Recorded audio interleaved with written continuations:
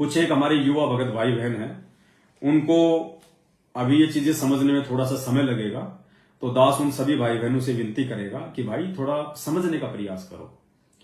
राम ऐसा है, हमारा जन्म भी हिंदू धर्म में ही है, और मुसलमान धर्म में होता तो क्या हो जाता भाई है? ये धर्म कोई परमात्मा ने थोड़ी बनाए हैं, ये धर्म तो हमारे ढोंगी संतों ने बना दिए, इन पाखंडियों ने बना दिए, जिनको ज्ञान था नहीं इन शास्त्रों का। परमात्मा ने थोड़े को ठप्पा लगा के भेजा है कि तू मुसलमान है, तू हिंदू है, तू जैनी है, तू फारसी है। अरे नानक जी थे, नानक जी से कौन सा धर्म चला? सिख धर्म। नानक जी ने चलाया ना सिख धर्म। और नानक जी का जन्म कौन से धर्म में हुआ था? हिंदू धर्म में। नानक जी का खुद का जन्म हिंदू धर्म में हुआ। आगे चल के उन्होंने जो पंथ चलाया, लोगों ने उसको सिख समाज बना दिया। नानक जी ने थोड़ी चलाया था कोई कि भाई मैं ये सिख धर्म चला के जा रहा हूं, बन गए अपने आप। तो इन चीजों को समझने का प्रयास करो भाई। वो धर्म केवल एक ही है, ना कोई हिंदू धर्म है, ना कोई सनातन धर्म है। सनातन, हम हिंदुओं को सनातन की परिभाषा का ही नहीं पता। सनातन किसको कहते हैं?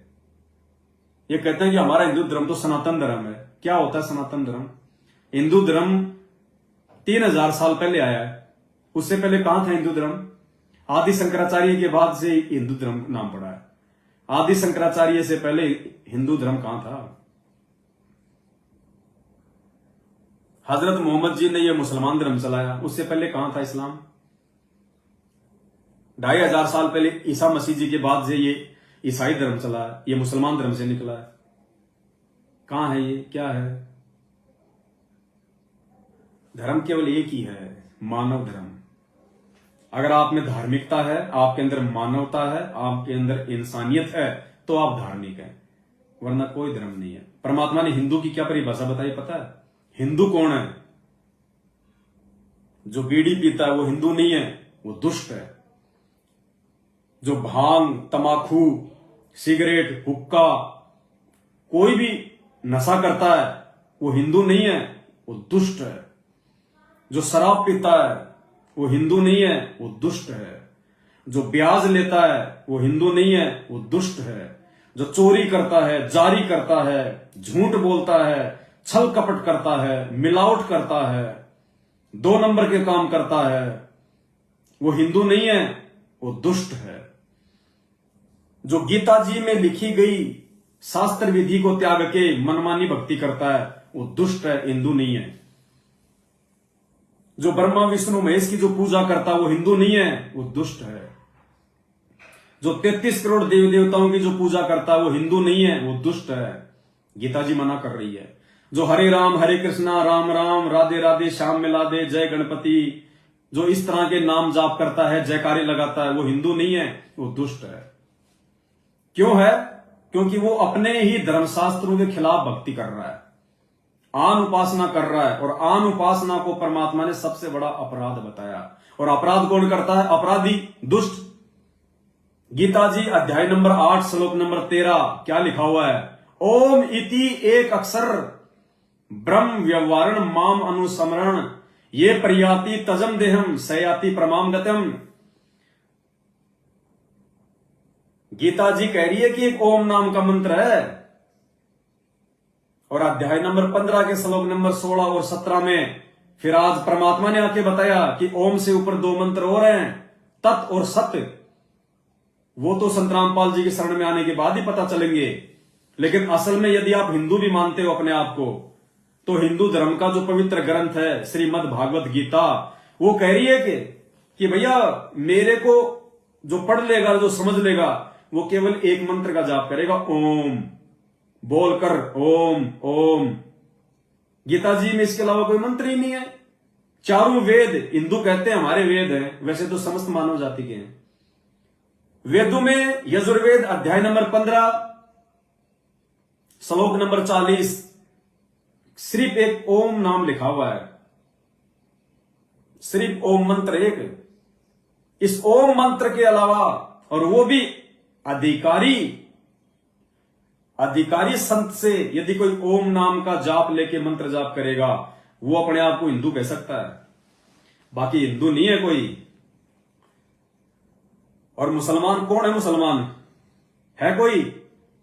शराब, बीड़ी, गुटखा, पान मसाला, झूठ, चोरी जारी और गीता जी के अनुसार साधना ना करने वाला और कुरान के अनुसार साधना ना करने वाला वो मुसलमान नहीं है, वो दुष्ट है, अपराधी है परमात्मा का। सूरत फुरकानी 25 आयत नंबर 52 से 58 क्या कह रही है कि किसी बाखबर से जाके पूछ, वो तुझे बताएगा।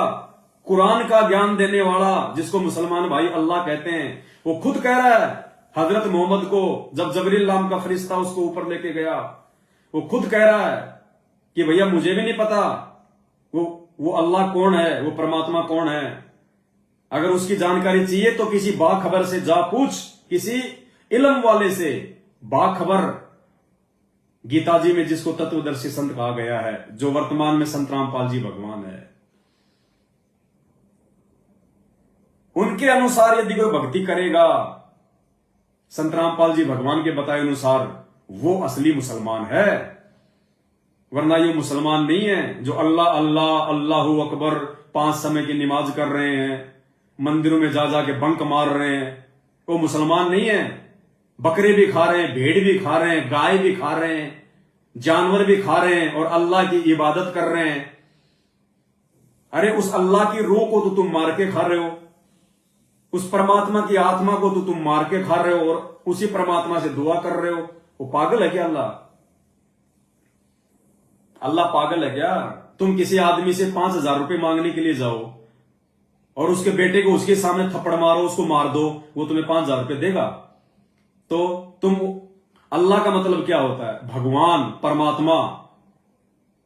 और तुम झोटा भेड़ बकरी खा रहे हो, उस परमात्मा की आत्माओं को मार मार खा रहे हो, उस परमात्मा के बच्चों को तुम मार मार के खा रहे हो।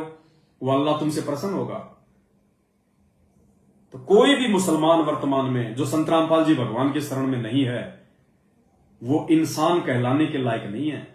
कोई भी हिंदू जो संत रामपाल जी भगवान के शरण में नहीं है, वो इंसान कहलाने के लायक नहीं है।